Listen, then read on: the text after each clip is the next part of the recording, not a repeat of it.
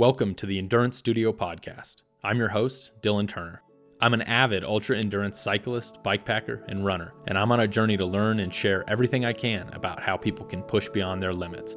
This podcast will explore all aspects of endurance through conversations with people I find unique and interesting. There's always an amazing story of accomplishment and failure, and always something to learn.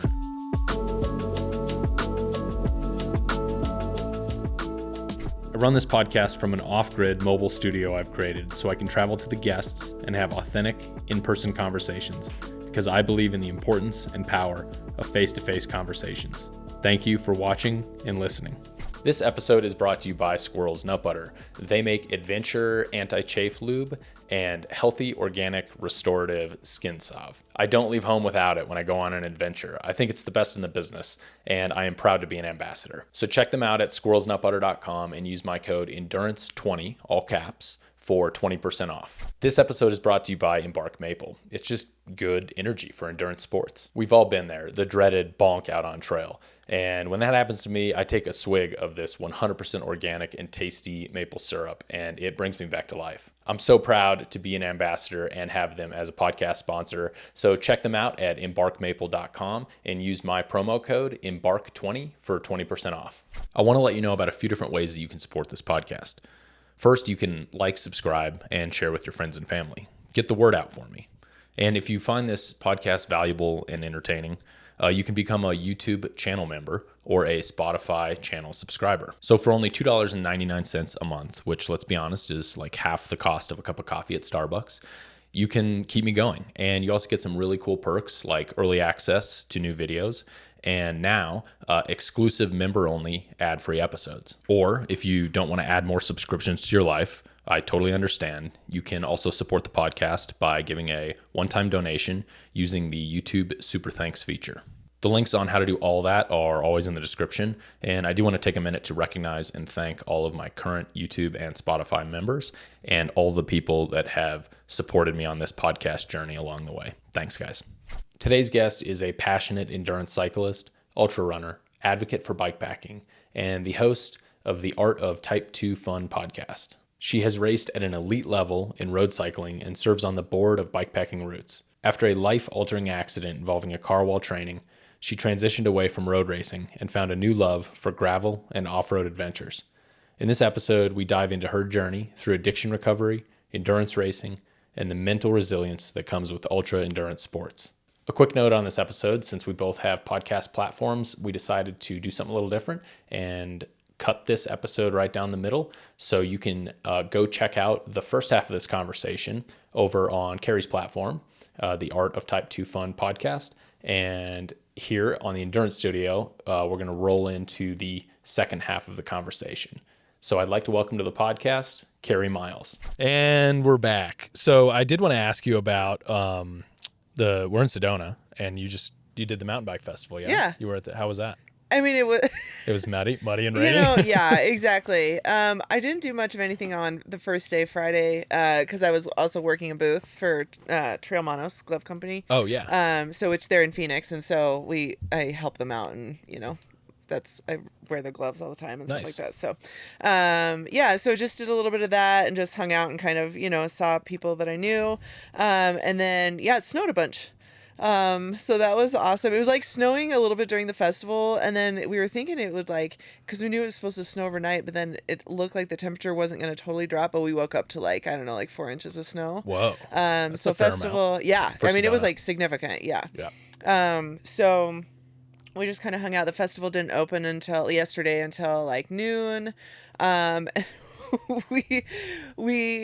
hadn't said anything about the trails. They said we'll make an announcement, because usually what happens is the city or the Forest Service will make a recommendation of whether trails are open, quote unquote, or whether they'll send all their demo bikes out, because all the brands here have their demo bikes, and right. people take those out and stuff.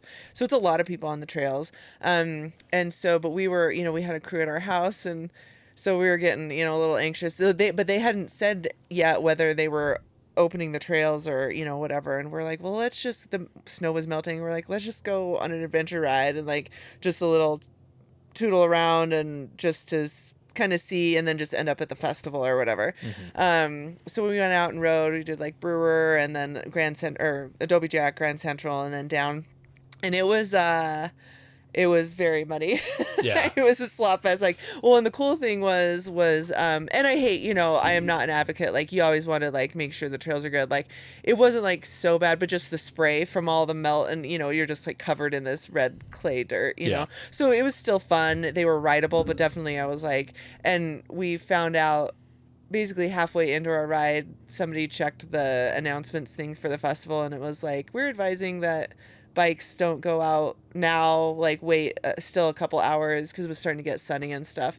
So we were like, oops, but anyway, we were out there anyway. So we did get a little ride in. It was fun, but pretty messy, and then just ended up at the festival. But it seemed like it was like hopping yesterday. Like a lot of people stayed around and weathered out the storm, and then that kind of stuff. So I went last year, and I just was curious if, I don't know, like the bike industry is so weird. It's so upside down right now that I was wondering how, like, brands are all going to choose different paths at how they're going to market. Correct. Yes. We were actually talking about that because, we were also talking about, the timing of the festival. Like, they've had it in March for however many years, and like the last, I don't know if it was last year or the year before, it was kind of okay, but it was like pretty cold. But then like they've had significant snow on this weekend for at least 3 times in the past few years. So it's like, maybe it might be better. And I know there's the whole thing that they want to be like the first, the kickoff for the whole season and the demo season and, and all this stuff. But at some point, I don't know. I have feelings about that of whether it should be around this time, but then what that also means for the crew, because like, demos come through, some of them, this is the start of their demo fleet, and then they like work their way up either, west side or, it depends. Usually the demo fleets, they have an East Coast, West Coast kind of thing. So it starts that whole season for the vendors. But, what was interesting here is that like Thunder Mountain Bikes, the local bike shop or whatnot, like they a lot of the brands were like doing business through them, so the sales reps can just come out and all the inventory was inventoried to Thunder, and so any sales that are made are to Thunder, which is like, oh, that's pretty good for them, and like really easy for the brand because they're not having to ship product, they're not and the sales reps don't have to worry about coming with all their gear. They just fly out or the tech rep or whoever, you know what I mean, and just be there. I'm like, that's one way of doing it, which I hadn't heard of before. I don't know if they've done that before, but I was like, that's pretty creative. And then I don't know, like a lot of people we talk to, different folks that I know in the industry, like, are just saying like how weird even jobs are right now, and like a lot of people who are doing the marketing stuff and in different brands, and or just anybody, like even influencers saying, people that we worked with, like everybody's leaving or switching positions, or like, I don't know, it's kind of seems like a volatile space right now. So it's, it'll be interesting to see. Bad time to go into podcasting. Just kidding.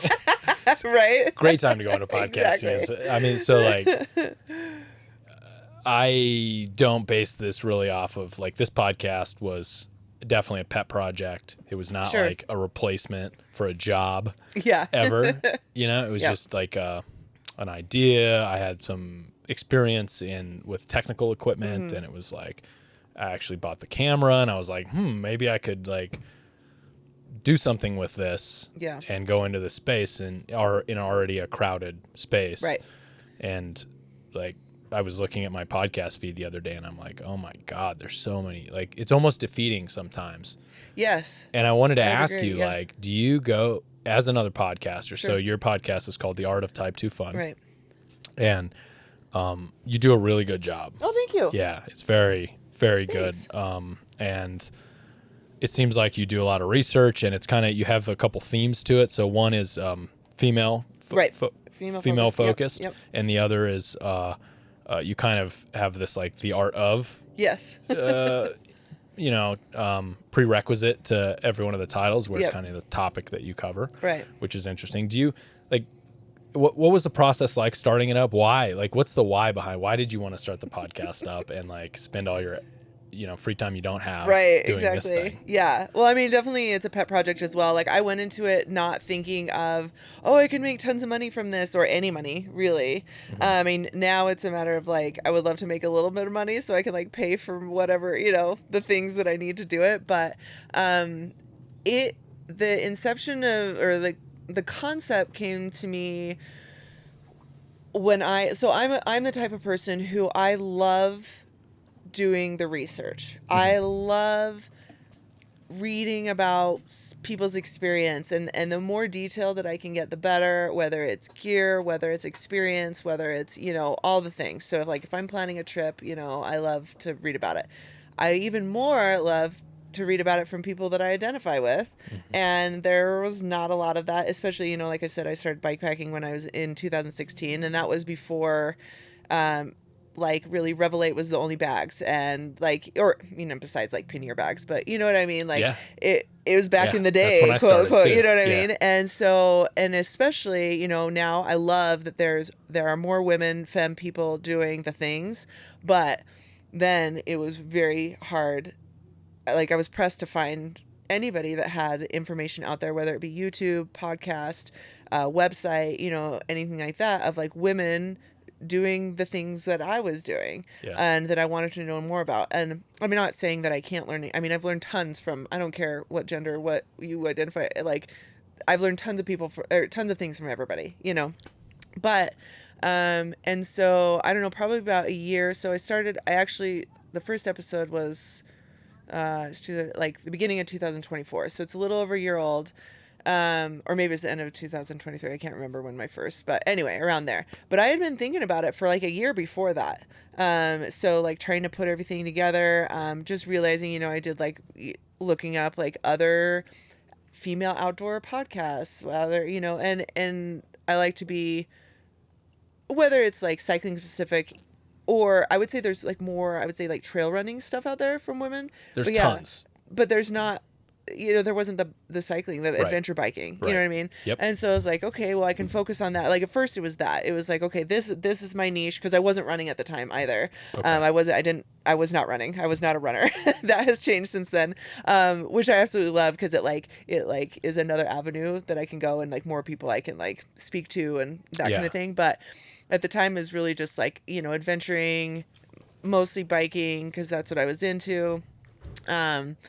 And started coming up with concepts, like doodle around just like on Canva with like a logo, like very, grassroots, like trying to come up with a list of like people that I knew that I had access to, that I could get to come on the podcast and things like that. I always knew that I wanted it to be not just a me thing, but like having guests on.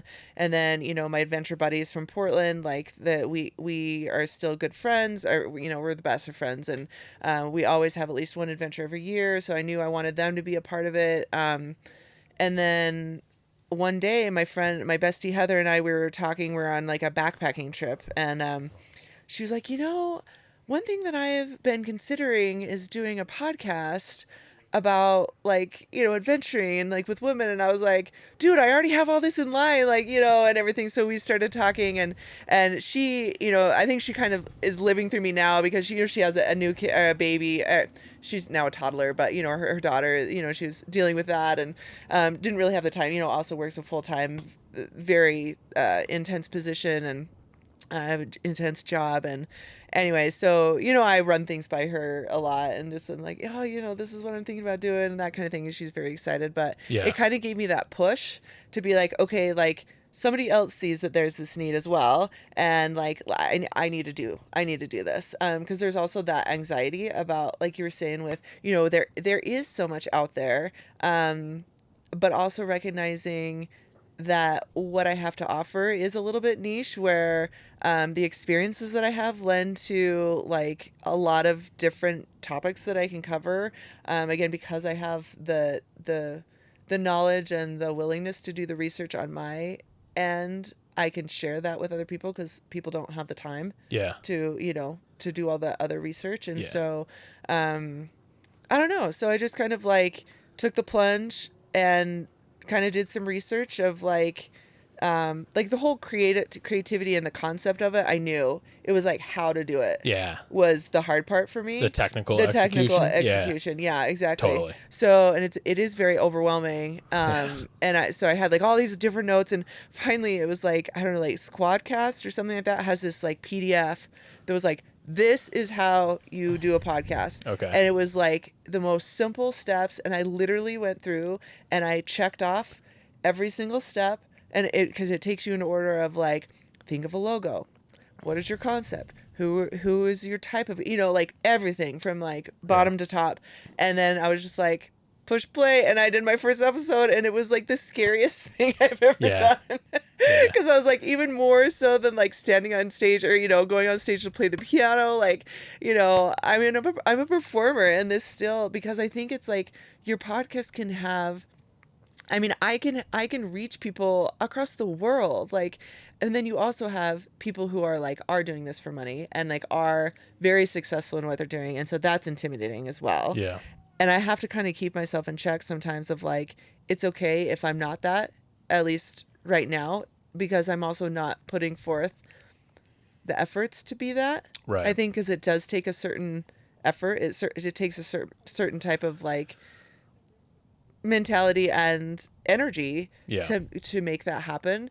So again, like right now, I just find joy of like putting what I have out there, and like knowing that by word of mouth and like that kind of stuff, and like interactions like this, and just getting to know more people who are excited about the same things that we're doing, like that's how it spreads. And I'm just happy to like share the love. Yeah. Like that's for me is like floats my boat. You know what I mean? So I don't need to be like bringing in all the other mumbo jumbo with it. You know what I mean? Totally. So yeah, so that's like where I'm at, and like kind of how I did it. When you like,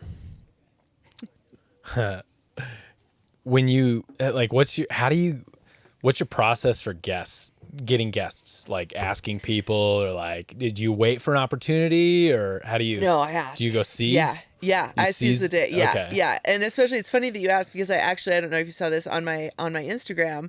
So this is the other thing, is I am not a social media person. I like in my personal life, like I don't use Instagram. I have an account, but I haven't posted on it for a long time. And I was actually completely off of it before I started the podcast. Not completely, I didn't shut down my account, but I was like non-engaged for probably even a couple years, or like a year before I started the podcast. And so that was actually a big step for me. Yeah. Is like starting a podcast, or starting an Instagram for the podcast. Yep. Because there's a part of me that like, for me mentally, I make that choice to abstain from it, because I know for me it's healthier.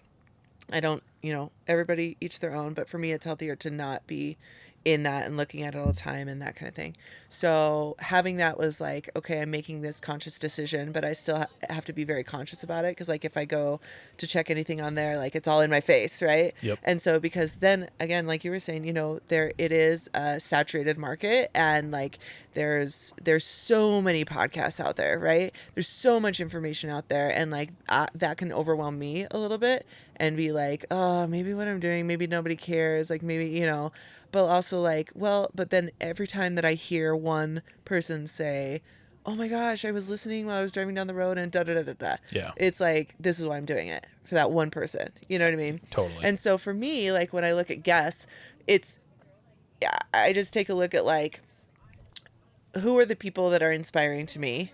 And that could be for any reason. That could be that they're the last in the pack and they still finished. That could be that they won the Triple Crown. That could be anything. You know what I mean? Or they've recovered from, and are in sobriety and they're doing rad things. Like it could be anything, but still focused on like that outdoor adventure aspect, and that like part of their awesomeness comes from that pushing themselves and wanting to push themselves in that hard to, kind of suffering category. So you pick it's somebody you want to talk to. It's somebody that interests you. Now that you said yes. Like first layer and maybe second layer, this will benefit others. Correct. Yeah. Well, and I do think that I look at that. It's not just like you say that and I'm like, well, actually it's turned out like that. But I think about what that person has to offer. Yeah. That would be super awesome for everybody to hear about. Right. Yeah. So it's not just like, oh, I'm having my best friend that I want on here, just to hear them talk. It's like, no, like this is somebody who, for example, like I think one of my first guests was Kate Boyle. Mm-hmm. And I've had connections with her for a while. Not like, we're not like best friends or anything, but like just through different like Bikepacking Roots stuff. And then like we just had like multiple encounters with each other. And I was like, I have a feeling that she'll be cool with coming on, even though I was like brand new. That was my first thing, because originally my emails or whatever when I'd messages, I'm going to be having a podcast, right? So it's not even a thing that's in its entirety, right? Yeah. And so that's a little bit hard, like to reach out and be like, it's not quite a thing yet, but you can make it this thing. Yeah. And she was totally on board, and so she was one of my very first people on, and I'm so thankful for her to be a guinea pig. But it was like very successful, and like for her, like she's always been a role model of mine, not only because she's like a beast, but because she does all these other things. Her and Kurt started Bikepacking Roots. Like she's doing the advocacy work. She's like so aware of like the environment that we're in, and like the moving parts and all that stuff. So it's not just about like, here I am riding my bike. Yeah. And I think that's part of it too, is I love the layer and the nuances that like each person brings to the table. So I definitely consider that when asking. And like some people will fall into my lap, you know what I mean? Like some people will be like, we'll just be talking and it's an obvious good fit, and then I'll just be like, yes. But like with Karen, like I'm like, dude, she's like done, like looking at, all the different races she's done. And again, she like knows all the same people that I know, but we'd never met in person. So I was like, this is a good excuse or not in person, but we'd never like actually talked. So I'm like, okay, this is a great fit. And the people that I've asked that have ended up, I've never gotten a no. So there's been a couple instances where we've scheduled and then scheduled just because of like, some of the people that I'm talking to like live on the road, or they, that kind of thing. And just our schedules never aligned. And then it just like maybe just wasn't meant to be or not at that time. Yeah. So, so that just gives me like the motivation and like the oomph, or to be like, what's the worst that people can do is say no, and is that going to be horrible? But most of the time people are excited to share their stories. And I think that, I think maybe that's one of the things that I'm good at is, with this whole podcast in general, is like trusting my gut when I like identify somebody is like, like this would be a good fit, and it ends up happening. Yeah. So, I see it I was thinking about this the other day. Like, it's almost like I've gotten really good at job interviewing, like doing job interviews, performing job interviews, and selecting candidates over the years of like 20 years or whatever in the industry that I'm in. You just kind of, I think you start to, I go off of gut feeling. I go off of like, I do look on paper for sure, but then like when you meet somebody, there's something you just know. And you usually know in the first 20 minutes. Right. You just know by the interaction, by the conversation, you can start to get a feel for somebody. You can start to feel how they fit in with the team or whatever. And like, I'm tapping into those same skills when I'm like deciding who I'm going to pick for podcast guests, right? Yeah. And I'll go listen to people, and I have like a list, like just in my notes, that's just like, here's all the people that I've thought could possibly be a guest. Yeah. Right. And then depending on timing, because being in person, there's another logistical challenge. I was going to say, right? And that's a choice I made, and I'm totally okay with that, and I prefer it to be this way.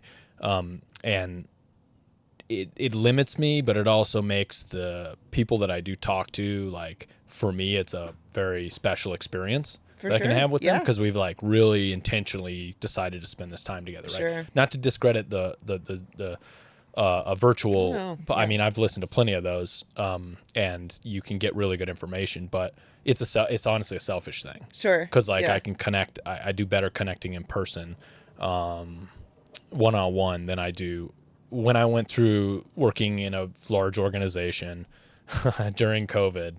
I struggled with online to the point where I never wanted to do it again. Sure. Yeah. I was like, I'm not good at this. Yeah. I'm like, like I'm an in-person shaking hands type of person. Yeah. Even though I like hate talking on the phone as I like an aging millennial, I would rather be in person than talk on the phone. Yeah. Right. Or be in like a virtual thing. Sure.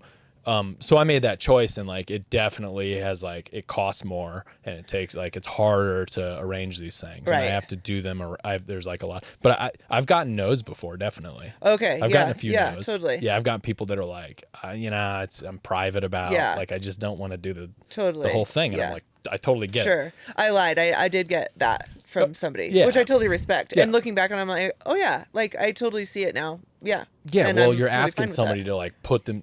Like I didn't have social media either before the podcast, Right? And because I believe it's weaponizing my addiction against me. Mm-hmm. And so I was like, I have to abstain from this because I can't control myself, right? And it's like engineered. Like, did you know they have this facility outside of Las Vegas where all the social media companies go to test? They work with the casino executives to come up with different strategies on how to like keep you engaged. Yeah. Like I don't doubt it. How insane is that? Like and casinos also have been like an off limits thing for me. Not that I did do a stint as a day trader that was like really not a good idea. Yeah. During COVID. Anyway. Day trading is very different than investing. Yes. And it hit that like exciting gambling gene. Sure. Yeah. And I've never really had a problem with I don't see the logic in gambling, really, honestly, because you're like, am I getting free drinks? Yeah. What am I paying for? Exactly. I'm going to walk out of here with less than I started. How does this place get built? I just don't understand. I'm too like pragmatic to like gamble all my money away. I'd rather get something for my money, like toilet paper at the hotel room. You know, I want that. Yeah.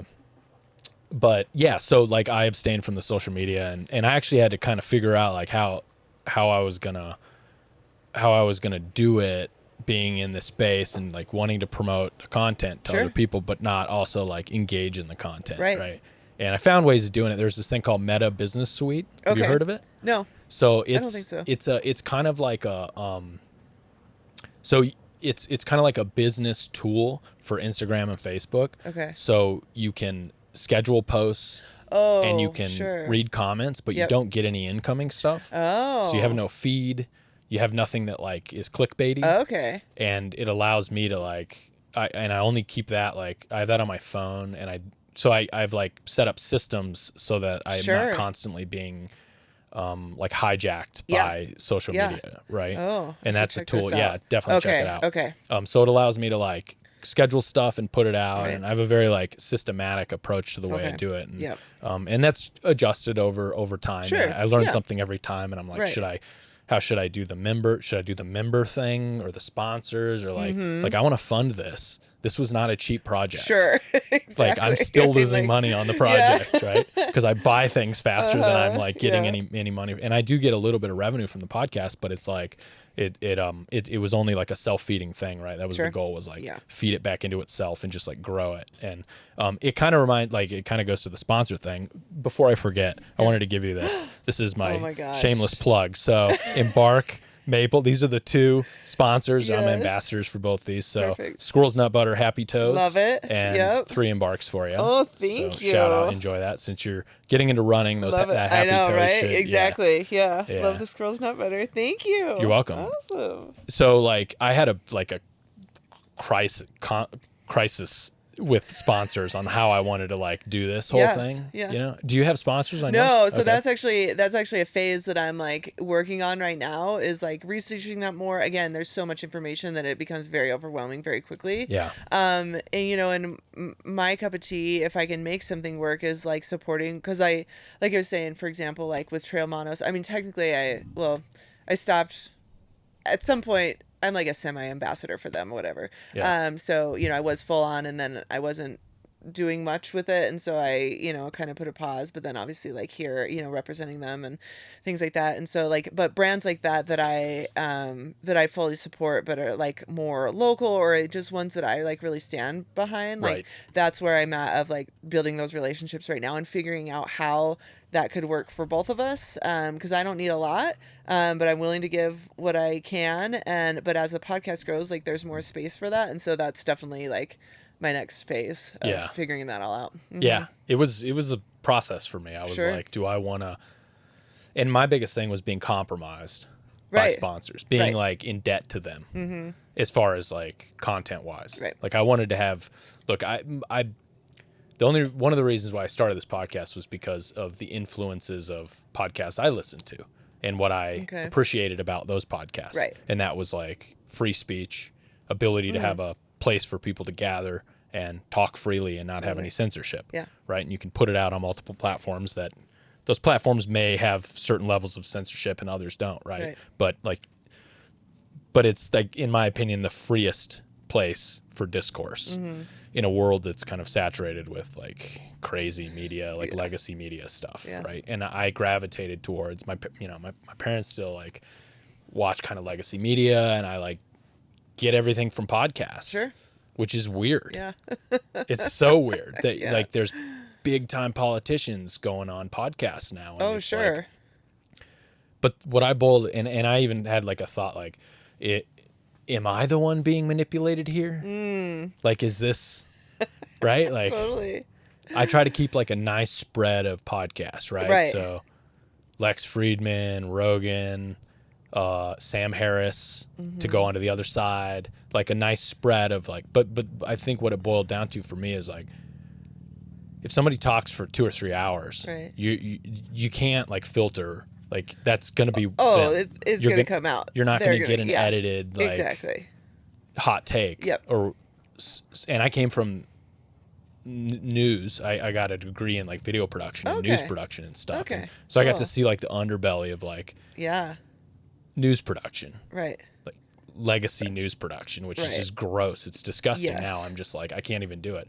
And I thought like, man, sponsors play such a huge role in this as far as what you can and can't say in this free space, right? Because now you might like just be a little bit, if you just think that you're going to lose that money that you're now relying on or whatever, because of something you say. Exactly. Are you compromising your ethics? Yeah, totally. And I had that whole thing go through. I was like, I don't know. And then I was like, you know what? My brands are going to be like the people that I'm 100% with them. Like I'll use them no matter what, whether they sponsor me or not. And I told them that too. I was like, you guys want to like partner on the podcast? And like, because like I'm going to use you no matter what. I'm going to give people so you their might stuff. As well get a little something from it. Yeah, exactly. Yeah. And it's up to them. They're ride or die with me. Like if they don't think that what I'm saying is okay, you know, but I'm not like building. I never want to get to a point where I have to make that decision. And so I kind of went to the subscriber model because of that. Right. Like through the YouTube and through the Spotify. And like, you know, because that way like people are just they're kind of crowdfunding the project more than a sponsorship model. Plus I like the whole dynamic between advertising and media is kind of a gross thing, but it's like a necessary evil. And you want to have those great relationships like with the local companies like you and Trail Monads or me and Squirrels Nut Butter or me and Embark. You know, these are like I had the Embark guy on the podcast and I just learned for 2 hours about how to harvest maple syrup. And it was like the coolest thing. And then the guy went and did CTR and he had never done a bikepacking race before. Amazing. And he did it on a hardtail, a rigid single speed. Oh my God. Thanks. In a outfit, in a onesie. What? Because he's like Eric the Fox is his name. Okay. And so he has like this fox outfit that's like basically just like pajamas. Yeah. So he rode all of CTR in the most uncomfortable situation I've ever seen in my life. And finished. And I was like, dude, you are full legend status now. I'll forever promote your maple syrup. Exactly. No matter what happens. Plus, I love maple syrup. One of the like most viral video, and it's not very viral, but like one of the most viral videos is me like chugging maple syrup on Pains and Pines. Yeah. So I got like a soft spot for maple syrup. So yeah, anyway, it was an interesting dynamic, and I was like, nah, I'm not gonna do it. I'm not gonna like sell Ridge wallets or whatever. Yeah. Because like I don't give a shit about Ridge wallets. I mean, that's the thing though. And I fully am behind that, because like the one thing that gets me is like these podcasts who I enjoy, and then all of a sudden there's like random advertisements on there. I mean, whatever. Sorry if I offend anybody, but like there's these random advertisements that I know that it's not shit that they're using, and it's just on there to be on there because they're gonna make 5 cents off of it, or whatever. Yeah. Doesn't matter. But then also, like, as a podcast listener, I understand there's like, if I've subscribed to things, I can avoid all that bombardment of those, but also like I can't subscribe to everything, so I'm gonna be hit with that, and then I just tune it out. So for me, I'm not a person that can, and this is why I think like I have a hard time marketing myself as well because of this, is like regular marketing I don't think works on me that well, because I'm very put off by it. Like, I don't like to be pushed in anything. I don't like to be like, I like to do that research and make decisions for myself, right? So anything that's like, oh, you need this right now, or this is the best thing, I'm just like, whatever. It's just, and so I'm not that kind of person. So it's hard for me to understand what's going to work for my audience. Yeah. And so for me, what works is like that relationship with that vendor or with that brand and my personal experience. So if I'm loving the thing, and that's where I want to explore, is like, okay, what options are open for me? Yeah. And going that route, like, totally. You were saying with yours, it's like, I don't need a lot, but like, I would love to get behind some of these brands that I absolutely love and do a little bit for them and a little bit in return. Yeah. You know what I mean? But I don't foresee that turning into having all those ads or, It's almost like that was the genesis of this relationship. Right. And then capitalism kind of like screwed it all up, Exactly. Like it is supposed to be this. Yeah. I use this and I'm going to talk about Yeah. it. And I have a platform that people watch, and I'm providing you this, and it's supposed to be this symbiotic relationship in that way. And to a target audience that like, obviously they're listening to anyway. So like that connection is already there, and that they would trust your opinion, right? To like at least try the things that you say you get behind. Right. Yeah. Yeah. Yeah. Yeah. I don't know. Well, I hope you get a couple people on it. Me too. I mean, mine, I'm kind of like, I love the sponsors. Like, okay, so Squirrels Nut Butter, Chris Thornley. Yeah. So his brother is, I forget his name, but he's the race director of Western States. Oh, okay. Yeah. And so like, who's like a legendary figure, right? For in sure. running. And Chris is a really interesting guy, and he just completed a solo Grand Canyon river trip on a dory. So this is like a wooden boat. You know what a dory is? Yes. Okay, for listeners, it's like a wooden boat basically that like preceded the rafts that they used to port the Grand Canyon. And he did like a 15 or 20 day solo rafting trip. Okay.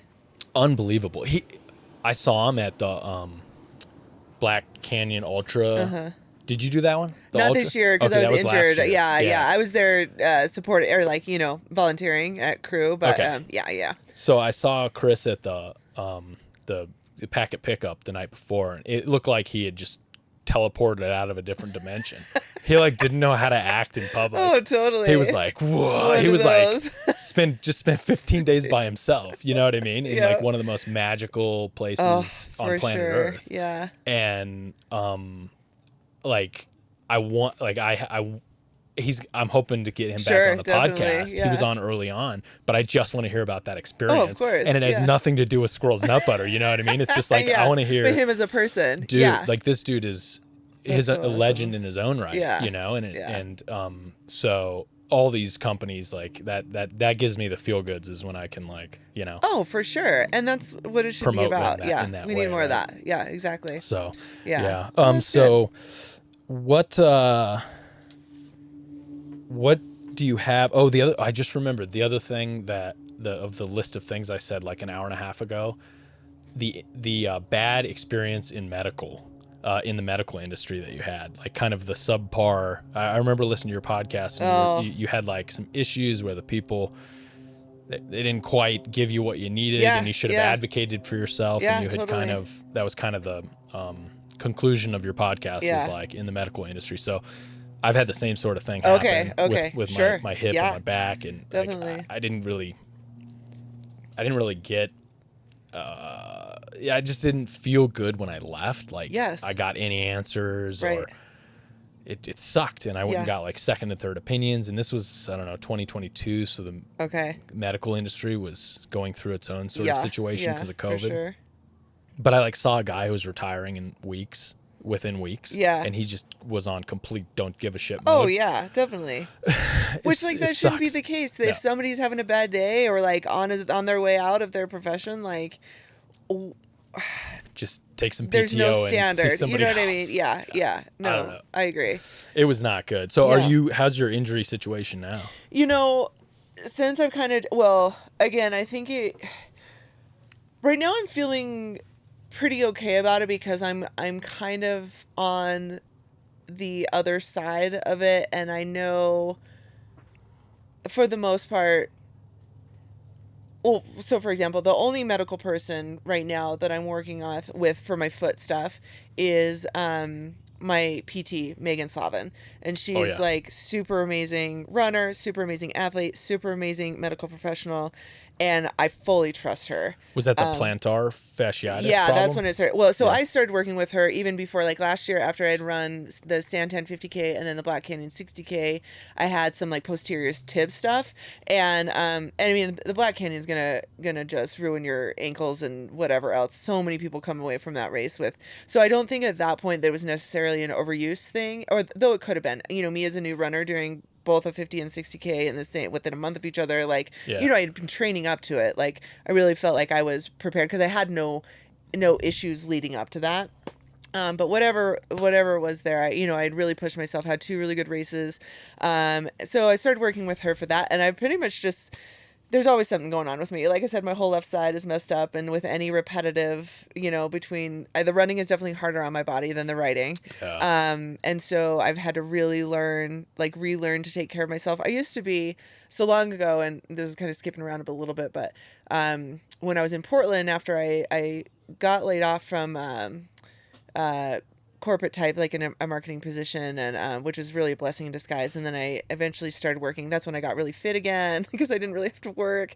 And then I ended up getting work as a chiropractic assistant for Hosmer Chiropractic in Portland. And the owner of it is like he's a cyclist, he's an endurance athlete, very holistic thinking. So it's not just like a crack you and out the door. It's like very much like active release technique, body, like has massage therapists there to like you go and you do your adjustments, you get massage, or vice versa, and then also like a very strong rehab program. So we teach people how to take care of themselves. So I was like a rehab specialist. Okay. So, and I also had my personal trainer certificate. So with that, I was doing that kind of thing all day. Like, I was stretching, I was doing my foam rolling, I was, because I was just back in there in the fitness box. Oops. Yeah. And, and I would just do that all day. And so while I was doing all my training, like, I hardly had any aches and pains. Like, my back was in the best condition ever. Like, because I have to keep up on that because from the accident, you really have to keep up on both the strength and the like stretching and all that stuff. And anyway, and so then over the years, not working in that area, sitting at a desk all day, that kind of thing is like, and getting older, I'm kind of like, I'm a slacker on that nowadays. Yeah, but like, but anyway, so going back to, where were we going with that? Sorry, I totally got distracted. The medical stuff. Yeah. So anyway, so working with Megan is like really like consistently working with a PT, is like, relearning to really take care of myself and like what things are important, and also the strength factor and things like that. So I had been working with her, and she looking back on this whole experience, like she definitely was encouraging me because she can only do so much too. Like, for example, without imaging, and I'm sitting here saying that I think I have a tear, but then the foot doctor won't give me the imaging, right. Like, or won't order it for me for whatever reason. I'm like, why would a surgeon or That's like, why won't usually one of the things that they just check off they the would box, want right? exactly, Yeah, you know, and right. I basically had to beg to even get an x-ray. That's insane. And then, you know, the x-ray was just to rule out bone fracture after, you know, like a stress fracture after I had been dealing with pain since like, so like I started having, you know, I recovered, you know, in 2024, was getting, you know, PT for my posterior tib. That started getting better. So then I started training again with a coach. So, you know, nothing super crazy, you know, just sort of ramping it up, getting ready for the next season. Yeah. And then started having this plantar fasciitis stuff in the summer, which definitely, I think my feet have a hard time in the heat. Like that's, especially with running. I dealt with plantar fascia stuff prior, like many years ago from like cycling stuff where I'd like wait around for podium, like after or whatever I was doing after a race in my flip flops and walking around and not taking care of my feet, and they'd swell and like not be supported. And then I'd, you know, end up with some plantar fascia, but nothing was ever this bad. And then,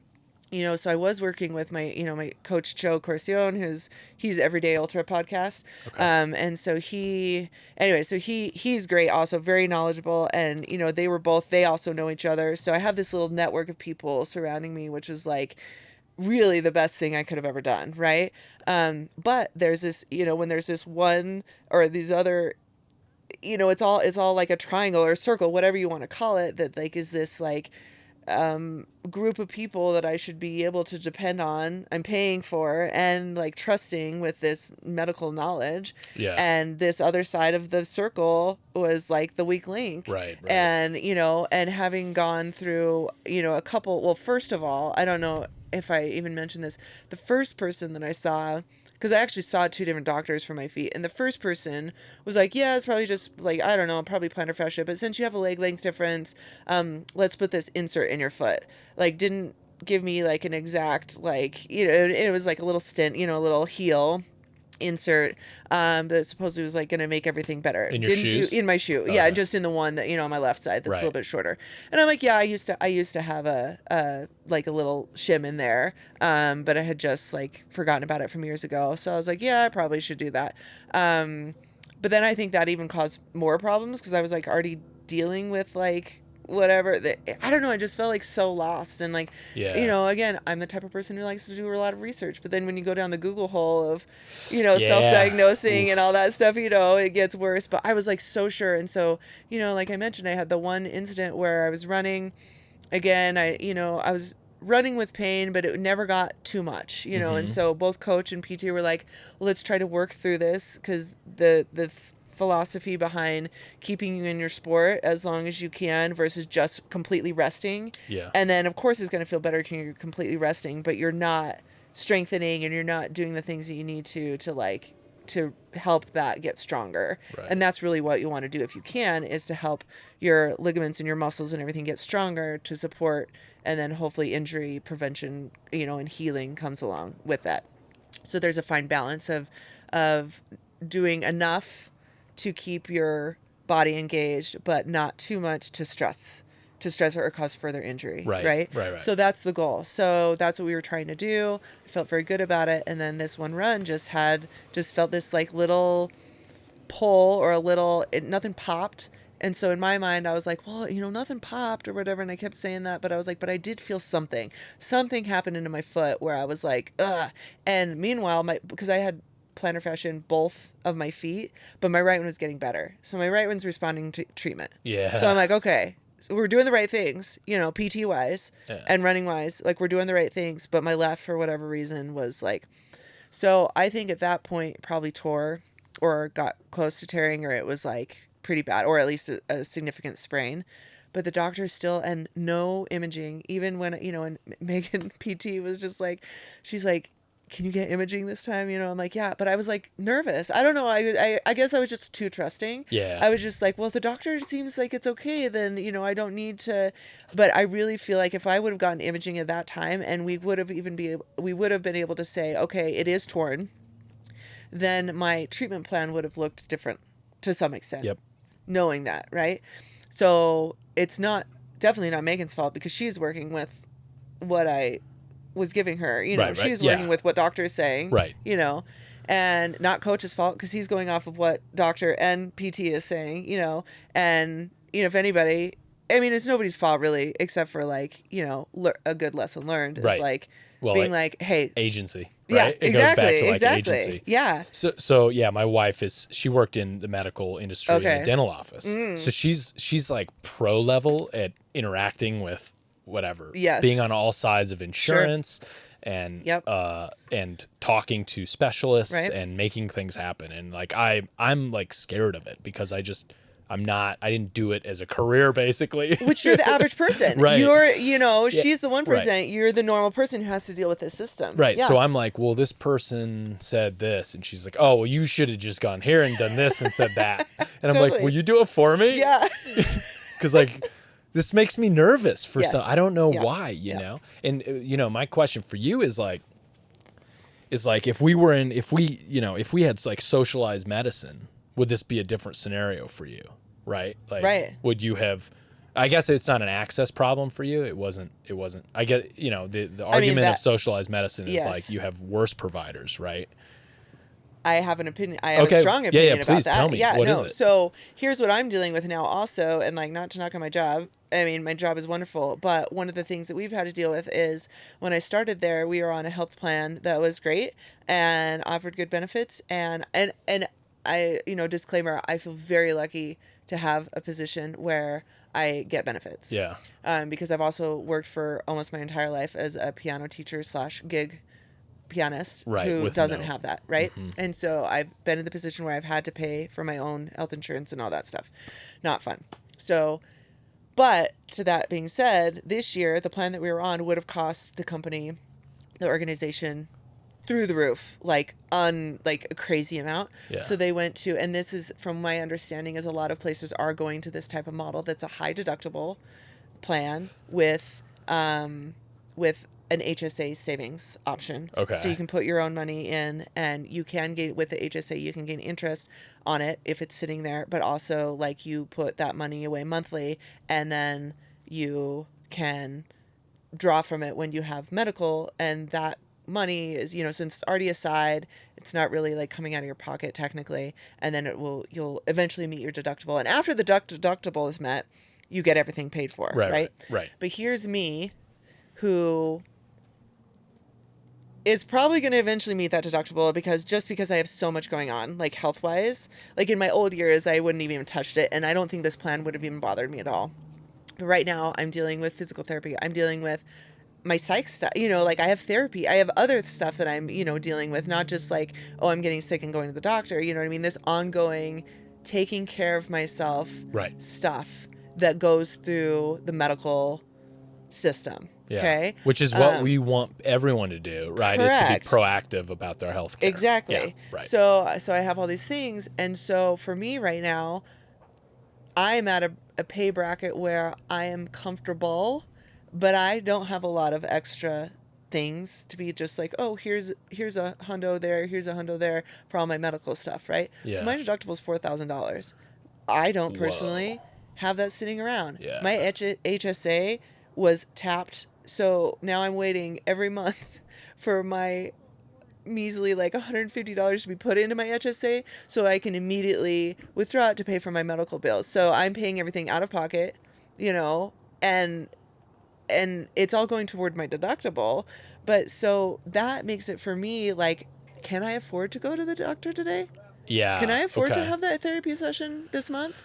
You know, and so that's where I'm at too. So it is an accessibility issue because again, I feel lucky that I can mostly, but there are times when like, for example, like, you know, if there's something that I don't absolutely need, like, yeah, like, do I need to go to that therapy session today that's going to charge me, you know, $100 for the visit because maybe I had extra something else that I had to pay for this month. Yeah. You know what I mean? And that's just where I'm at personally. And I know like some people don't have to deal with that, but like for me, I feel very well off and educated about the system that I'm dealing with.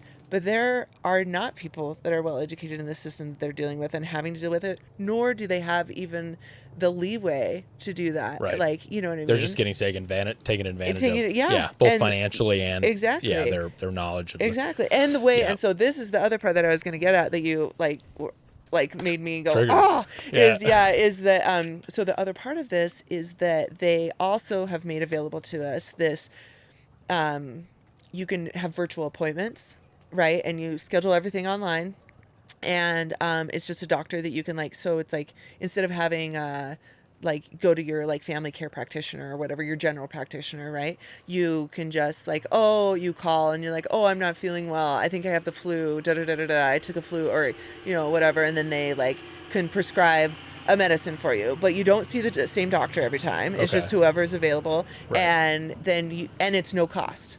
So it's zero cost per visit. So that's saying like for your general care, so it's supposed to save you money. My experience, I've used it. I've tried to use it 4 times. One for a registered dietitian, because I have like some gut stuff or whatever. Yeah. And then one was for, or 3 of them were like if I wasn't feeling well, like that kind of thing, right? And then one, like I was gonna try to have my psych, because I do have some medication stuff. Like use that for like my psych doc who prescribes, and that was a joke, because like you can't really, it's hard to find, like go back, because it's like every 3 months or every 4 months, and you lose that connection with that doctor. And so then you're not working. I'm like, this is my health, like my psychological health, that I'm like, I want somebody who knows my history. And it didn't teach me the importance of like having that history with like a doctor that I trust, you know what I mean?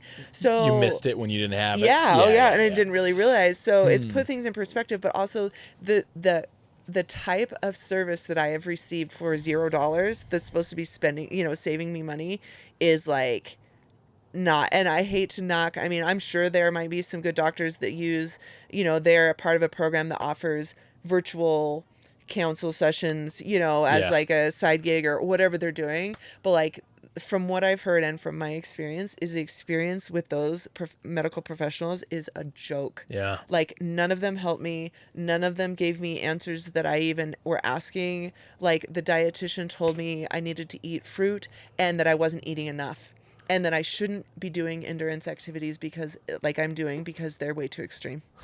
That's what I took away from her. I was like, okay, this is great. Yeah. You know what I mean? Like, cool. I did not ask for that opinion. I could have Dr. Googled that myself. For real. Like, she seriously told me that. And I'm like, number one, you don't know my history. She didn't ask my history with eating. She didn't know if I had dealt with eating disorders, which I have before in my life. Like, you know what I mean? Yeah. And like, and then you're telling me that like, I need to follow this whatever eating plan, and you don't know anything about me. Yeah. Like it's like that type of care that people are receiving. You know what? Like this stuff is all going to get taken over by AI.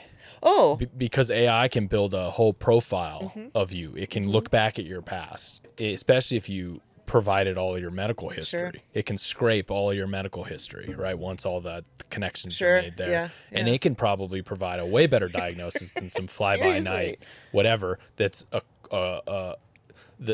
like what's happening is like your general care provider, that's your doctor that you see your whole life, and your parents or whatever, like it's multi-generational or whatever, those people are all going away. They're all getting consumed and scooped up by these giant hospitals, Banner Health and these giant mega hospitals, right? Yeah. And it's going into this like there's like socialism, and then like capitalism, and then there was this new term I heard on a podcast called corporatism, and corporatism is the darkest side of capitalism, right? It's the part of capitalism that destroys the environment because it's all about money over doing the right thing for the environment, and dumping the chemicals into the river, and putting the nets around Foxconn in the iPhone manufacturing facility, so when people jump out the windows to commit suicide, they get caught and they can go back into work. Right. That's corporatism. Yeah. That's like, because I'm like a pretty strong capitalist. Okay. But I also believe in the importance of like government taking over some services. Okay. Like, fire and police. Sure. And, like you can't have some services. You have to have these safety nets, right? Yeah. And if you're getting shit service you might as well be not paying for it. That's what across I'm saying. the board. I'm like, because the company pays for that service for us to have, because it's going to save it. And I'm like, and I was just talking to a coworker the other day I was like, thank goodness that, because I thought I was the only one in this boat. And she was like, no, she's like, she's like, who's going to say something? And we have a very transparent company, which I feel very lucky. Yeah. And I do feel that if it were the right situation where we could make and actually say something, which would take me and her or just me or whomever, you know what I mean? Just as like, and I could sit down with my boss and say, hey, this is what I'm experiencing. And I have a little bit, like, to the CFO and stuff like that. And I think the more people that they hear that from, I believe that they would be respectful enough to take that into consideration and to do what they could to remedy that situation or to offer something else in its place.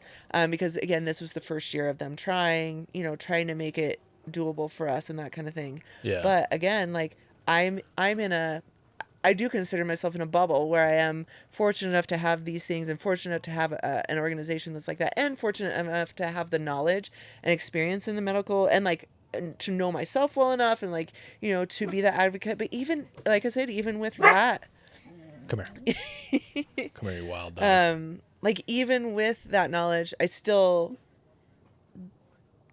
had to learn, still had to remember to like be a spokesperson for myself and like take it into my own hands because I mean, that was like the biggest takeaway that I related with on that episode was just you and my wife also kind of echoes that, and she's like, she had something recently medically, and it was like 2 weeks out or 2 months out on an MRI, and for a pretty scary sort of medical thing that was an unknown, and the MRI was going to clear that up, right? Yeah. And it was like 2 or 3 months out, and it's like, okay, what's worse, like like waiting for like a venereal test or something results?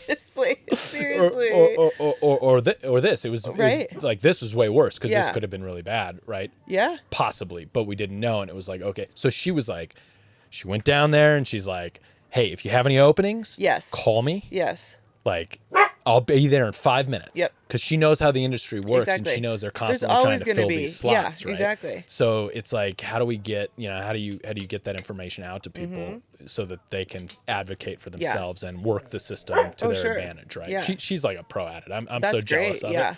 But but I just don't I just don't deal with medical stuff enough to get good at it. And it's like this amoebus thing that's out there that kind of like, it's scary because it's unknown. It is. Yeah, definitely. So I don't know. Well, and that's most people, like I said, like, I mean, and that's one of the things that happened to me because I had some head stuff actually toward the end of the year last year with like some crazy migraines that I've never had to deal with. And it was like very sudden onset with vertigo. And so I went to the doctor. I ended up getting in to see, the one thing that Arizona that we're lucky with is that we don't have with most insurances, or I think I don't know if it's state law or whatever, but we can see a specialist without a pre-auth. Oh, so it might be insurance specific, but without a referral. So I went right to the headache specialist and the neurologist, but even they said the same thing. Well, we need to do an MRI to rule out like a stroke or a potential of stroke.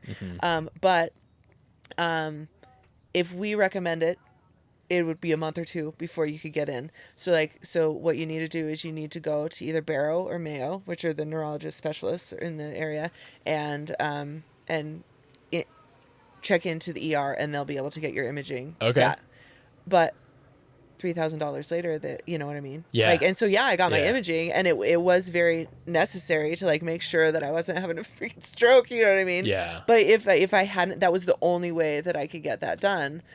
Which ended up costing me way more than just an MRI.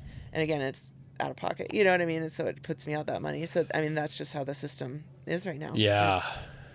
It's hard. Yeah. It's hard. I mean, I've been in a state job for a long time with like state negotiated insurance. So and before that I was private and paying out of pocket. But again, I was like younger, and we had like high deductible. It was a catastrophic deductible. Like it was like, I'm gonna break some things. Exactly. And that's the only time I'm going to go. Right. But now it's a different situation. And so, you know, and when we talk pay and we talk about cost of living and all this stuff, I calculate that in. Yeah. Now, it's like, this is, you know, add X number of tens of thousands of dollars for your potential healthcare costs. Right. And I don't think people appreciate it enough, the jobs that do that. So it'll be interesting to see how that evolves. Yeah. You know, but yeah, I don't know. I don't know. Sorry that, you know, you have, like, you're going through that, but you've learned a lot and you're able to like leverage your knowledge, you know, and advocate for yourself. Yes. And hopefully definitely. other people listen to that episode and can take something away from it. For sure. So, yeah. It's not easy, but there's ways to do it. So for sure. All right. Well, hey, let's wrap up a little bit. Perfect. It's like a time portal in here. Yeah, I know. It's crazy. But I know we got to get you on the road pretty soon.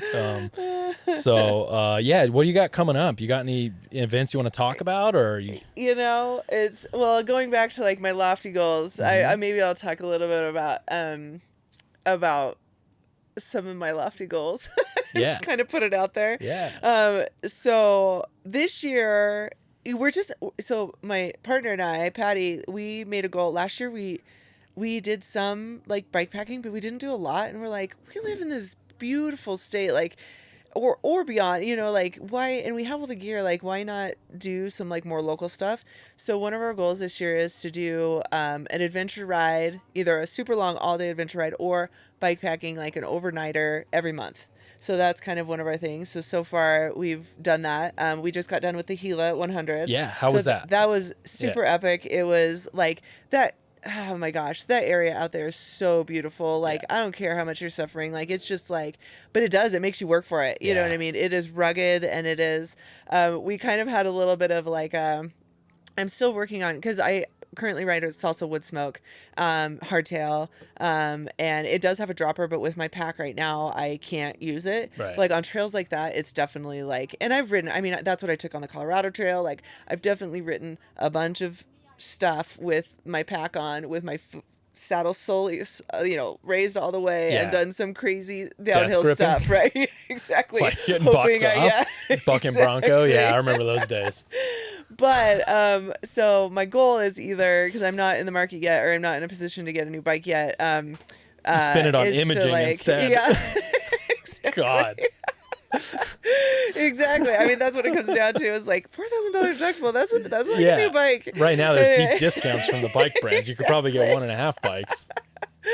But anyway, so that was my situation there, and right off the bat, you're like descending down these like kind of technical switchbacky things. So I did a lot of like scoot and boot, around the corners and stuff like that. But and it always takes me a while to get my eyes onto. So as far as race wise, it wasn't our most, because we also, like Patty and I, when we do something together, we do something together. So we're like, I mean, we'll kind of up a hill or whatever, kind of ride at our own pace and that kind of thing. But we're very much like we're together. And so, which is great because we ride really well together.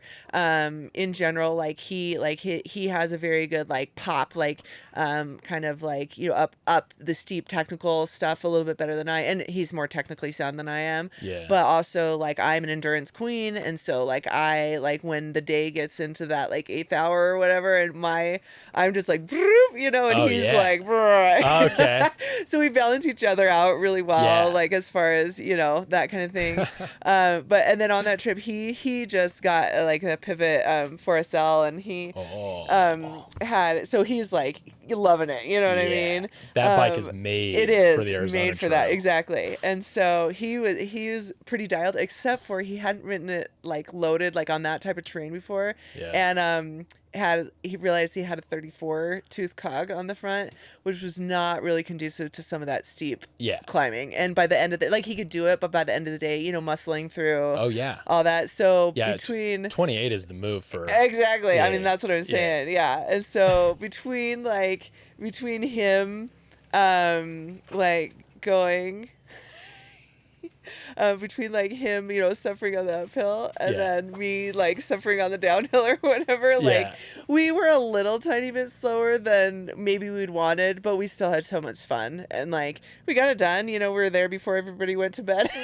in the night. Because that's the nice thing about the Gila is like, even though it's a race, it's like stage race style, right? Yeah. So you stop and you camp and you get to see everybody at the end of the night, and then again early in the day before everybody takes off. So it was great. And I love that they did a stage race with that, because I did the original Gila 100. Yeah. It was my first mini vision quest. Yeah. Dude, like that area is so savage. It and is. We were thinking about doing like a stage race for pinions. Oh, okay. To make it a little more like to promote sleep a little more. Sure. Because I got like this weird relationship with sleep. Like I don't want to have to not sleep to do well. Correct. But that's just what it comes down to. It's what it's coming down to now. And Yep. so I kind of scrapped it, because we saw Dana and I started seeing these other races like the Gila going to a stage race style. And I love that. And I mean, that was like, I looked at the start list and I was jealous. That was like the who's man, there's who so many of rad people out there. Yeah. Exactly. And that was also fun too, because like, around here, like, I mean, like bikepacking races, like I've done a lot of routes, but I haven't done a lot of races. Yeah. And so like for me to like be able, and and also like I knew like half the people, but like we've never like ridden in that situation before. And like also just like the people who were there that I've like seen their names on all the things, but I've never met them before. And so we even got to shuttle to the start with most of us all together. And so it was like really cool to have that like camaraderie and like just making more of those friendships and the relationships and hearing people's stories at the end of the day, and just like being able to like, I don't know. Yeah. It's just like more of that connection versus just like, oh, hi, bye on the trail. You know what I mean? That kind of thing. Yeah. Grand apart, like CTR, it's like 70 people. And then you basically don't. Well, CTR I was in a group that was actually more consolidated. Okay. But I've been on things where it's like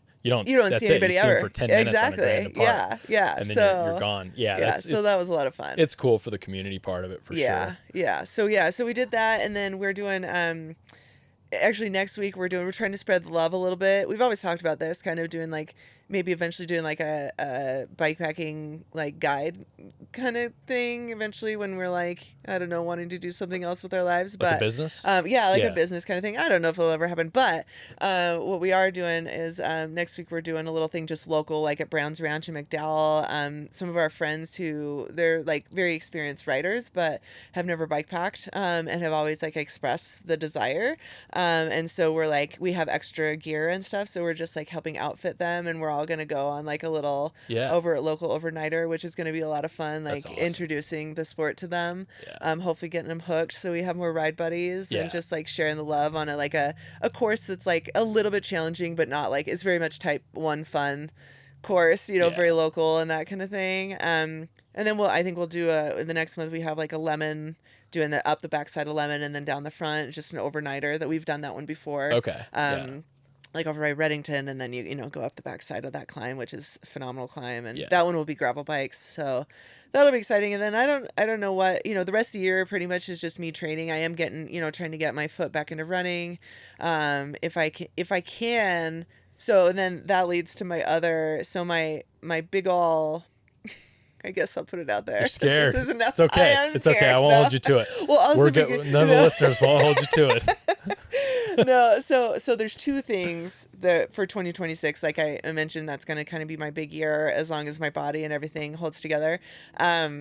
Is in February, a couple friends of mine and I are really hoping to do the Atlas Mountain. Okay. Yeah. So that's like a bucket list. That is like. Where's that one? That's in Morocco. Okay. In Marrakesh. Starts in Marrakesh. Amazing. And so I've never done Canada. Yeah. But I've never done an adventure race that's like clear across the world, and would put me totally outside of my comfort zone in many different ways. Oh, I'm so excited. You got to do it. We are seriously like, I have my savings plan. I have like, this is what I need to make it happen. I'm like getting all my gear. Like I've done so much research. Like I actually get to talk with Megan Hackman that did got second place this year. So she's coming on the pod. Yeah. So I'm very excited to talk to her more about it. Cool.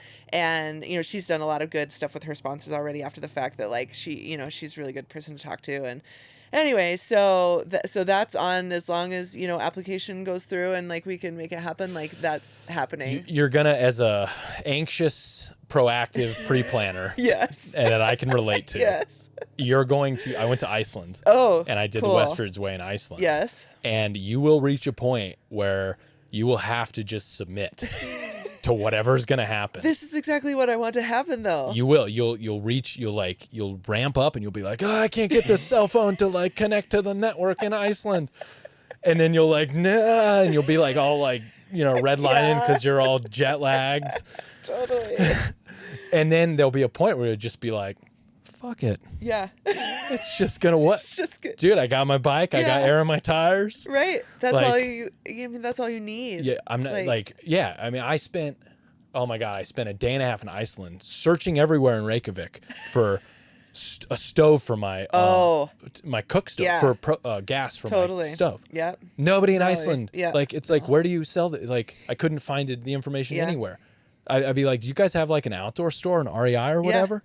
And they're like, yeah, you go to 45 North, and you go there, and it's like designer jackets. Oh, and it's like, it's not like an outdoor store. I totally know that. Yeah. Yep. And it's like, where do you guys sell gas for the thing? And gas station, they have it at some gas stations, but not whatever. Yeah. So like, this was like the process of me going through this release of like, what you can and can't control. Yeah. Yes. And I literally like, cause I was going with my friend Dana, who's also like a very proactive planner. Yeah. And so we had spreadsheets and like shared notes and like, I love it. all this stuff. And man, halfway through, like, you know, my biggest anxiety was getting my bike there in one piece. Yes. Yeah. Cause I'd never done the overseas thing. Yeah. Yeah. And dude, we like, so, okay, real quick story. Yeah. We had to, so we flew the plane internationally, right? So it had to be in a box. Yep. And like, it showed up in Reykjavik and like it had been gone through a couple times. Oh, okay. Because it went through customs a couple times and they took my like knife out of my little utility knife out of it, whatever. Everything else seemed to be in one piece there. But then we had to assemble our bikes, and we had heard on the internet somewhere that you don't have to rebox your bikes to do the domestic flight inside of Iceland. So from Reykjavik to Ísafjörður, which was where the Westford's Way route, like across the island over to the west side of the island, the domestic flight, that you don't have to box your bikes up. Sure. Neither of us, we did not believe this was true. Yeah. And so I rode my bike to the airport, the domestic airport, and said, is this true? And they were like, yeah it's true. Like, you just wheel your bike over here. And I'm like, I don't believe you still, lady. Are you going to be here tomorrow? Right. When I come back? Yeah. Because I'm going to find you. And I recorded this conversation, so, because I don't believe you. So we both get there, and, you know, we just have, like, our bikes with like, all of our bags on it. And we wheel them up, and the same lady's up front. And I'm like, I make sure I'm, like, letting people in front of me so I can get her in the queue, you know? And sure enough, they literally put the luggage tag like on your frame. What? And they like wheel your bike over, and then we watch them out the window, and they just open the back hatch, and they're just like stacking the bike sideways in the back of this plane, right? This little like 2-engine plane. It was the most bizarre thing. I was also most concerned about my bike at that point, because it's like just like in the back of this plane in one of the most allegedly the most dangerous airports in the world because of the crosswinds. Okay. Right. So, and you're in a little 2-seater plane, right? So at that point, that was kind of the last stand of like anxiety. It was like, okay, well, the bike's on there. Yep. Like, that's it. I can take a breath. We can start our adventure now. Nothing else and you then can do there. Once we're in bikepacking mode, it was like, like we're good. Totally. You know? I mean, and that's the thing. You just got to make it to that point, because I feel like, especially with so much experience, like, you know, because I've been through a lot of stuff. I haven't been through everything on my bike, but like I've been through a lot of shit that we've gotten ourselves through, right? Yeah. That I've gotten myself through. And so it's like, okay, I know once I'm on my bike, like I can figure this shit out. You know, I got most of the things that I can deal with weather, I can deal with hunger, I can deal with, you know, whatever. Yeah. But it's like getting to that point that is very It'll be so cool. Yeah, like, I mean, and no matter what I tell you, you're gonna go through the process. No, totally. Because believe me, the spreadsheets have already started. Yeah. Like the I understand notes, it. Like, it's a growth process. I think that's what I love about it. I mean, besides the physical suffering, it is an amount. There is that masochistic part of me that is like, I know that shit's gonna hit the fan at some point. Like for probably, whatever reason, like there's gonna be something that I have to deal with. Yeah. And that is the magic of it. Yeah. Is like, that's why you do it. Yeah. I mean, everybody has their reason, but you know what I mean? And like, there's no other, at least by choice, there's no other way to really put yourself through a situation where you have to like make those decisions and like really learn about yourself and really learn about how to make it happen. It builds so much confidence too. Yeah. Oh, it's for really, sure. That guy Eric, that the from the Embark, he was in the parking lot rebuilding his dropper post, like the day before CTR, and I'm like, dude, what are you doing? And he's like, he's kind of like an engineer brain type dude. Yeah. And he was like, I hope something goes wrong. It'll give me something to fix. And I'm like, dude, that is the right attitude, bro. I mean, because what other story are you going to tell? If everything goes right, then it's going to be, I went and rode my bike. Yeah. And then I was done. It was hard and, calories. And then I had to poop. Totally. And then I slept a little bit, maybe, and then I started it and I did it again. Yeah. You know what I mean? So it's just embracing that. Oh, totally. The cool, and I mean, that extends into like life confidence, right? Yes, because then for sure.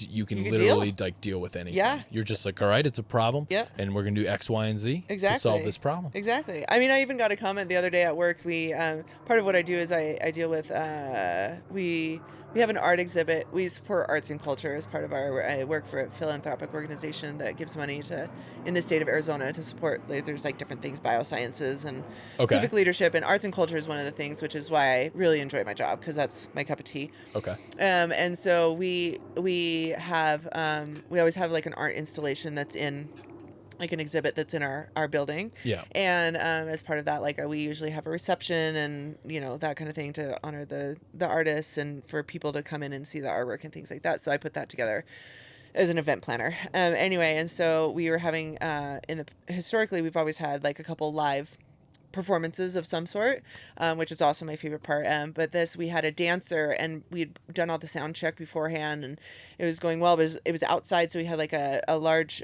sound system, but we were just connecting Bluetooth. And so what happened was, we did all the sound check, or her thing. She tried out her dance, and all that stuff is looking good. But then when you get like 150 people out there, all with Bluetooth and all with whatever, even though I was standing right next to it, like the signal. So it started, it was just fine. And all of a sudden it was like, like the sound just kept cutting out. And she was an amazing performer. And I was just like, and I was back there and I was just like, okay, I'm going to try this. I'm going to try this. I know I won't want to do that, and I'm just like, I'm not freaking out. I'm just like, and I think the two of us just being able to be calm and collected, and the CEO was right there, and she went over and she's like, I cannot believe, like afterwards she's like, you were so calm and collected, and she's like, that went off so well. And she's like, and I was just like, but that's just me as well, because even though I am like the planner and everything, I think that's how it can be on the other end of it, like so like put together, and like just having the mindset to be like, okay, this is happening, there's only X we can do about it, and there's no point in freaking out. Like there's, like that doesn't help anybody. Right. You know what I mean? Yeah. So it's just those situations where it does transfer over into life that like really helps me be like, yeah, we got this. Totally. No big deal. Yeah, totally. But yeah, so there's that, and then my be-all. So I want to get like super fit for that. Super, super excited. I really hope it works out. I mean, if applications get accepted, I'll be there. Like unless I don't know, something crazy happens, like I'll be there. So that'll be really awesome. And then my kind of like hurrah, I started thinking about this probably a year or so. Well, when I really started getting into my running, because I love like doing the local, the 50K, the 60K, the whatever, the local races. But I'm also the kind of person that like, I'm a go big or go home kind of person. And so I just like, my first bikepacking trip being the Great Divide, like it's just like I had done like one like 2-nighter before that, and then we go out for a month. Like, I mean, that's how I am, Dang. Yeah. But like Anyway, so the White Rim Trail, which Yeah, is in Moab area, beautiful, beautiful trail, and like people ride it in a day all the time. It's like 100 miles, 90, depending on the route you take, like 93.6 to 100 miles. And anyway, so I got it. We bike packed it last year, just in 2 days. And so I got it in my mind, like there's definitely an FKT for the fastest cycling, and then there's FKT for the fastest runner, both supported and unsupported for both categories. And then there's a little, this is why I'm afraid to say it, because I'm like, what if I say it and then somebody else like gets on there and like goes for it? But it doesn't matter. It'll be the same result anyway, no matter if anyway. But somebody on there's a tab on the FKT page for duathlon, which is running the full 100 and cycling the full 100 in one go. And it doesn't matter which one is first or which one you can pick. And it doesn't matter the direction. So you can, go either direction. So I started thinking about it and I'm like, this is like my jam. Yeah. Like I am a newer runner, but I am such an endurance powerhouse that, I'm not the fastest, but I can go for a very long time. And all I need is the time to train. And I can do this. Yeah. And like, this is something that like, I don't have to pay to do except for to like have support crew up there. Right. And I know I do have the support crew between my partner and I've got friends that are like, yes. And then coach, like all this stuff. And so like, I went to my running coach and I was like, do you think we could make this happen? And he's like, fuck yeah, we can make this happen, that kind of thing. And anyway, so that's what I've been working towards. And so like all my running goals leading up to that. So this, so that's why I'm like, I am anxious to get back on my feet, but, and that's what I've been talking to my partner Patty about is like, this is going to be, it has to be like a me year. You know what I mean? Like if I want to make this happen, because my time that's not, and also, I mean, it also is sacrifice on both of our parts. You know what I mean? Because like, and when I think about it, I'm like, it's so silly. Like, why would you want to go just spend all this time just like running and riding and putting yourself in this hole? But it's also a matter of like, so what I'm excited about is like Morocco. I haven't done a lot of, on the RAS, we had a couple of nights of like very minimal sleep, but I haven't done a lot of that. And not that I want to, but I do like, I want to see like what that does to me and like how much I can really push myself that way. So like Morocco is going to be like a good, that's kind of my goal, is to push myself in the realm of that. And then also doing like, I want to have at least another like 100-mile race in my belt, 100K and 100-mile running race. To really like experience that, like being on my feet all day. 'Cause I've been on the bike all day, but I haven't, from dark to dark. But I haven't been on my feet like that. And like riding or running into the night. 'Cause like, I know that with my goal, I think I would do the run first. And then, probably get some sleep. And 'cause I know I can do like the 100-mile without sleep.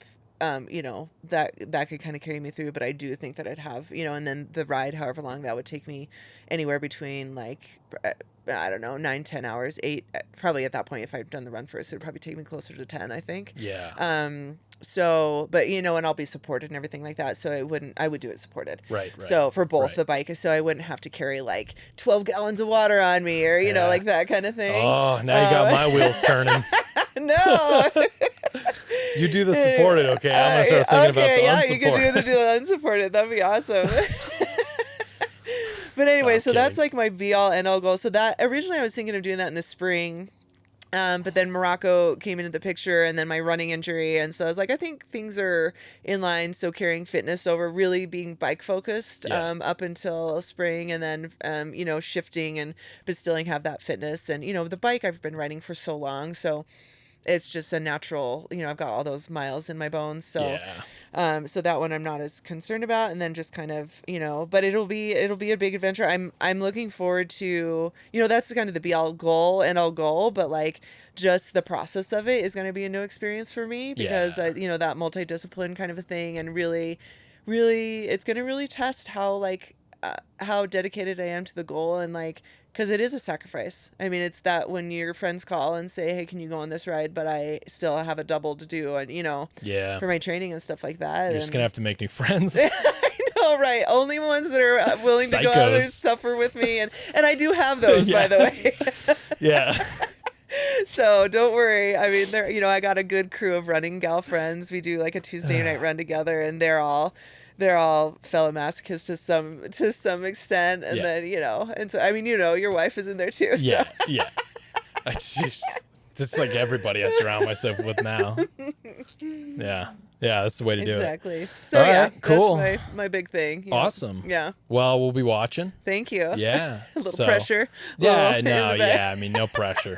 All right. You'll do fine. You're going to be in Morocco. You're not going to have a choice. Exactly. I know. You got to do it. Yeah, it's a good place to not sleep because, like, what else are you going to do? I know, You're just right? going to get picked up and go home? Nah. There's no You're option. in it. Exactly. That's Which the I best. love that situation. Yeah, there's no choice. Yeah. That was my favorite part about the Grand Canyon, rim to rim to rim, was you're fucking in it, man. Yeah. There's nobody coming to get you. Yeah, you have to climb out of there. That's my kryptonite is being close by to like nice things. Yep. That are comfortable. Yep. House, cars, whatever, aid stations. That's why I like gravitate towards self-supported stuff. Is just because like, and especially like stuff in Colorado or wherever where I'm like away from my comfort zone because it's like, well, I'm in it now. There's like, I could quit, but it's got, what am I going to call it? Uber or something to come get me and my bike in the middle of nowhere. Just keep going. Mm-hmm. So that's, Well, and I have thought about that for like the white rim thing is like, how much support do I want? Because like, I struggle with that. I don't want the truck just to be following along where I could like pull it at any time. Yeah. No. That gets, that ruins me in between my ears. Oh, totally. Like, having somebody like that. Yeah. Well, but that's kind of the self-supported side of me that. Yeah. So, but you have to do it for something like that. For something like that, especially the foot one. The bike I could do, I could carry all that if I mean, we're actually, that's the other thing we have. Yeah. We're going to actually ride the white rim in a day coming up in April. So that's all right. That's our April one. Yeah. So, that's a pretty good trip. Yeah. All right, Karey, let's get you out of here. Okay, perfect. So let's see. Shout out Bikepacking Roots. Yes, definitely. On Instagram, The Art of Type 2 Fun. Yep. And Bike It, Hike It is your website. It is. It's if you type in The Art of Type 2 Fun with the number 2, it also comes up. Okay. I had Bike It, Hike It before I started my podcast, so. Got it. Yeah. So check it out either way. everywhere you get your podcasts. Yeah, please You do a great job. Oh, thanks you. They're fascinating conversations too. Thank so you. it's been good. So, Thanks. All right. Well, let's try to end this smoothly. Okay. All right. Perfect. Cheers. Are we cheersing? Thanks, Karey. Thank you. All right.